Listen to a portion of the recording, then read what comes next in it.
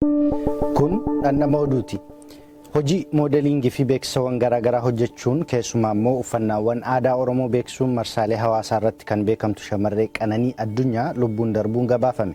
Shamarreen kun halkan edaa naannoo mana jireenyaa isaanii magaalaa Finfinnee kutaa magaalaa Lammii Kuraa Ollaa Ayaat jedhamuun beekamutti lubbuun ishee darbuu namni maatiitti dhiyaatu kan maqaan isaa akka eeramu hin feene sagalee Ameerikaaf mirkaneessee jira.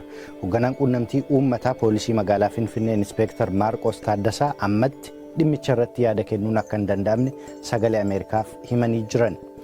Yuunivarsiitii Hawaasaatti hojjettoonni baay'inni keenya 800 taanu sababa daballii miindaa gaafanneef miindaan keenya nuuf kaffalamuurraa akka dhaabbatu taasifameera jechuun sagalee Ameerikaatti himan. Itti aanaan pirezidaantii yuunivarsiitichaa immoo yuunivarsiiticha keessatti hojjetaan miindaan isaa kaffalamuu dhaabbate yookaan hojiirraa dhaabsifame hin jiru jedhaniiru.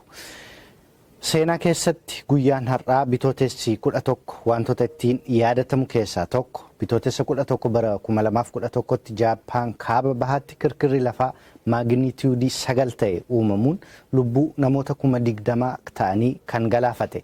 Balaa kirkira lafaa uumamee ture kanaan buufanni humna niwukilarii Fukushima Daiichi hanga tokko mancaatiin irra ga'ees ture.